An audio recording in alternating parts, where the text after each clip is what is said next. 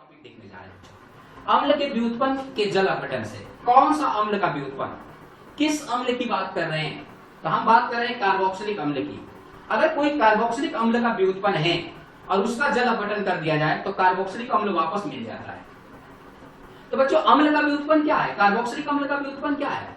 Carboxylic अम्ल के व्युत्पन्न बहुत सारे हैं बच्चों। जैसे हम बात कर सकते हैं ऑयल हैलाइड। ऑयल हैलाइड जो होता है बच्चों वो कार्बोक्सिलिक अम्ल का व्युत्पन्न ही होता है। कार्बोक्सिलिक अम्ल को हाइड्रोजन हैलाइड के साथ विक्रिया कराते हैं तो ऑयल हैलाइड बनता है। कार्बोक्सिलिक अम्ल का व्युत्पन्न होता है बच्चों एमाइड। एमाइड भी कार्बोक्सिलिक अम्ल का व्युत्पन्न ही है। कार्बोक्सिलिक अम्ल को अगर अमोनिया से विक्रिया कराया जाता है तो एमाइड बनता है बच्चों। तो ये जितने अम्ल के व्युत्पन्न हैं उनको वापस जल अपघटन कर दिया जाए, वापस जल अपघटन कर दिया जाए तो फिर से कार्बोक्सिलिक अम्ल का निर्माण कर देते हैं। जैसे बच्चों एसिटिक एनहाइड्राइड, दो एसिटिक अम्ल को मिलाते हैं तो एसिटिक एनहाइड्राइड बनता है और इस एसिटिक एनहाइड्राइड का जल अपघटन कर दिया जाए तो कार्बोक्सिलिक बन जाएगा। और बच्चों कार्बोक्सिलिक से एस्टर का निर्माण, कार्बोक्सिलिक और अल्कोहल को अम्ल की उपस्थिति में, सांद्र अम्ल की उपस्थिति में जब अभिक्रिया कराया जाता है तो एस्टर का निर्माण होता है और एस्टर भी क्या है? कार्बोक्सिलिक का व्युत्पन्न है। तो बच्चों कार्बोक्सिलिक के व्युत्पन्न कौन कौन है? एस्टर है, एसिटिक एनहाइड्राइड है, ऑयल हैलाइड है। तो ये सब जो होते हैं बच्चों ये होते हैं कार्बोक्सिलिक के व्युत्पन्न, यानी अम्ल के व्युत्पन्न कहलाते हैं। और इन व्युत्पन्न को अगर हम जल के साथ विक्रिया करा दें तो फिर से वापस कार्बोक्सिलिक अम्ल का निर्माण हो जाता है। जैसे बच्चों पहला व्युत्पन्न है वो है एस्टर। एस्टर का निर्माण कैसे होता है? कार्बोक्सिलिक से। तो एस्टर का निर्माण कार्बोक्सिलिक से करने के लिए सबसे पहले कार्बोक्सिलिक अम्ल और अल्कोहल को मिलाओ और थोड़ा इसमें सांद्र H2SO4 मिला दीजिए, सांद्र मिला दीजिए। और सांद्र को मिलाने से एस्टर और जल का निर्माण होता है।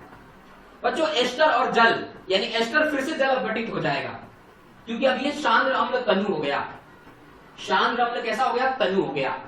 तो एस्टर और अल्कोहल की अभिक्रिया से एस्टरीकरण से, एस्टरीकरण कहते हैं उसको, एस्टर और अल्कोहल की अभिक्रिया से एस्टरीकरण से एस्टर और जल का निर्माण होता है। और जल के बनने के कारण जो उत्प्रेरक होता है अम्ल, वो उत्प्रेरक अम्ल सांद्र से तनु हो जाता है और तनु होने के कारण फिर से एस्टर का जल अपघटन हो जाता है। मतलब बच्चों एस्टरीकरण और एस्टर का जल अपघटन दोनों एक दूसरे के उत्क्रमणीय अभिक्रिया है। एस्टरीकरण का मतलब होता है एस्टर का निर्माण होना और एस्टर के जल अपघटन का मतलब होता है एस्टर से कार्बोक्सिलिक अम्ल का निर्माण होना। तो यहां पर होगा बच्चों एस्टर का जल अपघटन, उल्टा, एस्टरीकरण के ठीक उल्टा होगा बच्चों। तो हम क्या करेंगे? सबसे पहले एस्टर ले लेंगे। हमने एस्टर ले लिया, R(C)O और R' ले लिया हम लोगों ने। इसको जल के साथ अभिक्रिया कराया।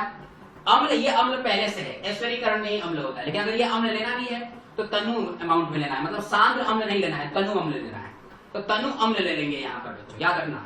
एस्टरीकरण में सांद्र अम्ल लिया जाता है, जल के अणु बाहर निकलता है इसलिए, और इसमें जल के अणु जोड़ते हैं तो तनु अम्ल लेंगे। जब जल के अणु जोड़ा जाता है तो तनु अम्ल लिया जाता है और जब जल के अणु बाहर निकलता है तो सांद्र अम्ल लिया जाता है। तो बच्चों अम्ल की उपस्थिति में इसका जल अपघटन होगा तो ये हाइड्रोजन इस RO से जुड़ जाएगा, RO से जुड़ जाएगा, RO से तो अल्कोहल बना देगा और ये OH इस कार्बोनिल के कार्बन से जुड़ जाएगा। कार्बोनिल तो ऐसे कहते नहीं है इसको, लेकिन मैं यहाँ पर बोल रहा हूँ C+O इस कार्बोकैटायन से जुड़ जाएगा। तो बच्चों इसके जुड़ने से यहाँ पर बन जाएगा कार्बोक्सिलिक और एक बन जाएगा अल्कोहल। इसे बोलते हैं बच्चों एस्टर का जल अपघटन। और इससे वापस इसे बनाना हो तो, इससे वापस इसको बनाना हो तो उसे बोलते हैं एस्टरीकरण। इससे इसको बनाना हो तो सांद्र अम्ल की जरूरत होती है, उसे हम एस्टरीकरण कहते हैं। अब बच्चों एल्केनॉइल हैलाइड से, एल्केनॉइल हैलाइड भी कार्बोक्सिलिक का व्युत्पन्न होता है। मैं पहले भी बता चुका हूं बच्चों, कार्बोक्सिलिक का व्युत्पन्न होता है एल्केनॉइल हैलाइड। कैसे बनता है? एल्केनॉइल हैलाइड को कैसे बना सकते हैं? तो कार्बोक्सिलिक अम्ल में हाइड्रोजन हैलाइड को मिला देने पर एल्केनॉइल हैलाइड बन जाता है बच्चों। तो हमने ले लिया यहाँ पर एल्केनॉइल हैलाइड, इसका जल अपघटन कीजिए। इसको जल अपघटित करेंगे तो क्षार या अम्लीय माध्यम में कर सकते हैं, दोनों में से किसी माध्यम में। क्षार या माध्यम में करोगे तो सबसे बेस्ट होता है बच्चों इसका जल अपघटन, ध्यान रखना। एल्केनॉइल हैलाइड का क्षार या माध्यम में अगर जल अपघटन किया जाए तो सबसे बेस्ट होता है अम्ल का अपेक्षा। तो बच्चों हम लोग यहाँ पर ले लेंगे एल्केनॉइल हैलाइड, R(C)O(Cl) एल्केनॉइल हैलाइड कहते हैं और इसका जल अपघटन कराएंगे। अम्ल या क्षार की उपस्थिति में कराएंगे। क्षार लिया जाएगा तो ये सबसे बेस्ट होगा। क्यों? क्षार लेने पर सबसे बेस्ट क्यों होगा? इसका रीजन मालूम चलेगा उत्पाद बनने पर। तो हमने क्या किया बच्चों, ये हाइड्रोजन Cl से जुड़ जाएगा तो बन जाएगा यहाँ पर HCl और ये OH जुड़ जाएगा तो बन जाएगा बच्चों कार्बोक्सिलिक। तो ये बन गया कार्बोक्सिलिक और ये बन गया HCl। अगर हमने क्षार लिया है तो ये क्षार और ये HCl दोनों आपस में रिएक्शन करके उदासीन बन जाते हैं, यानी उदासीन हो जाते हैं, और उदासीन होने के कारण यह अभिक्रिया उत्क्रमित नहीं होती है। अगर आप अम्ल लोगे तो कार्बोक्सिलिक बनेगा, HCl बनेगा, और ये वापस रिएक्शन करके फिर से ऑयल हैलाइड और वाटर बना देंगे। तो ये ध्यान रखना बच्चों, अम्ल से बेटर होता है क्षार लेना। अगर हम यहाँ पर क्षार लेंगे तो ये अनुत्क्रमणीय रिएक्शन होगा, और यहाँ पर बनेगा कार्बोक्सिलिक और ये बनेगा HCl, और ये HCl इस क्षार से अभिक्रिया करके बाहर निकल जाएगा। नेक्स्ट बच्चों हम लोग देख सकते हैं एल्केनोइक एनहाइड्राइड से। एल्केनोइक एनहाइड्राइड क्या होता है बच्चों? एल्केनोइक एनहाइड्राइड बनता कैसे है? तो कार्बोक्सिलिक अम्ल में सांद्र अम्ल मिला दिया जाता है, सांद्र H2SO4 मिला देते हैं, तो दो कार्बोक्सिलिक अम्ल के अणु आपस में जुड़ जाते हैं और जल बाहर निकल जाता है, तो उसे हम लोग एल्केनोइक एनहाइड्राइड कहते हैं। दो कार्बोक्सिलिक के अणु आपस में जुड़ जाते हैं और जल बाहर निकल जाता है, तो उसे हम लोग एल्केनोइक एनहाइड्राइड कहते हैं। तो बच्चों इस एल्केनोइक एनहाइड्राइड का जल अपघटन करने पर आप किसी भी माध्यम में इसको भी कर सकते हैं, आप क्षार या अम्लीय माध्यम दोनों में से कोई भी यूज कर सकते हैं। तो बच्चों जब हम इसको रिएक्शन कराएंगे अम्ल वाटर के साथ, तो हाइड्रोजन यहां से एक बॉन्ड टूट जाएगा, या तो कार्बन ऑक्सीजन ये बॉन्ड टूटेगा या कार्बन ऑक्सीजन ये बॉन्ड टूटेगा, कोई भी एक टूट जाएगा बच्चों। तो अगर ये कार्बन ऑक्सीजन बॉन्ड टूट गया, ये कार्बन ऑक्सीजन बॉन्ड टूट गया, तो यहाँ पर जुड़ जाएगा OH और यहाँ पर जुड़ जाएगा बच्चों H, ये ध्यान रखना है। तो ये देखो बच्चों, यहाँ पर जुड़ जाएगा H और यहाँ पर जुड़ जाएगा OH। तो इस तरह दोनों तरफ से क्या बन रहा है? कार्बोक्सिलिक बन रहा है, दोनों तरफ से कार्बोक्सिलिक बन रहा है। अगर दोनों R समान है, ये R और ये R प्राइम दोनों समान है, तो दोनों कार्बोक्सिलिक के अणु एक समान होंगे और 2 मोल बनाएंगे। अगर ये दोनों अलग अलग है तो इसका एक मोल अलग, इसका एक मोल अलग। तो ये डिपेंड कर रहा है कि यहाँ पर जो R ले रहे हैं वो एल्किल दोनों समान है या अलग अलग है। अलग अलग होंगे तो दोनों अलग अलग कार्बोक्सिलिक बनेगा, अगर एक समान होंगे बच्चों तो 2 मोल कार्बोक्सिलिक अम्ल का निर्माण हो जाएगा। लास्ट में बच्चों एमाइड वाला है, मैंने बताया था एमाइड कार्बोक्सिलिक अम्ल को अमोनिया से रिएक्शन कराते हैं तो एमाइड बनता है, एल्केनामाइड।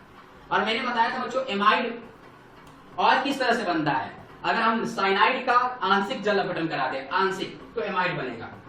आंशिक में 1 मोल जल लिया जाता है, अगर आप 1 मोल की जगह पर 2 मोल ले लेंगे तो क्या बन जाएगा बच्चों? कार्बोक्सिलिक बन जाएगा। अर्थात दूसरे शब्दों में ये कहा जा सकता है बच्चों कि एमाइड में अगर 1 मोल जल जोड़ दिया जाए, 1 मोल जल अपघटित कर दिया जाए, जोड़ दिया जाए, तो इसका क्या हो जाएगा बच्चों? इसका हो जाएगा बच्चों ऑक्सीकरण और बन जाएगा कार्बोक्सिलिक। तो ये OH इससे जुड़ जाएगा और H जुड़ जाएगा NH2 से, तो NH2 से जुड़ेगा तो यहाँ पर बन जाएगा अमोनिया, यहाँ पर बन जाएगा बच्चों कार्बन। अब यहाँ पर अम्ल लेना बेटर है बच्चों, हम अम्ल लेंगे तो यहाँ पर बहुत आसानी से अभिक्रिया होगा क्षार की अपेक्षा। तो क्षार की उपस्थिति में जल अपघटित कराओगे तो ये रिएक्शन ज्यादा फास्ट नहीं होगा जितना अम्ल की उपस्थिति में होगा। ऐसा क्यों? क्योंकि ये अम्ल और ये अमोनिया दोनों मिलकर उदासीन हो जाएंगे, लवण के निर्माण कर देंगे, जिससे वापस एमाइड नहीं बनेगा। तो बच्चों यहाँ पर अम्ल लेंगे तो ये अभिक्रिया फास्ट होगा, और ऑयल हैलाइड में क्षार लिया जाता है तो वो अभिक्रिया फास्ट होता है, आप सभी को मालूम है। तो इस तरह बच्चों आप लोग देख सकते हैं, हम लोग रासायनिक अभिक्रियाएं पढ़ चुके हैं, और अब हम लोग जो पढ़ने जा रहे हैं बच्चों टॉपिक वो है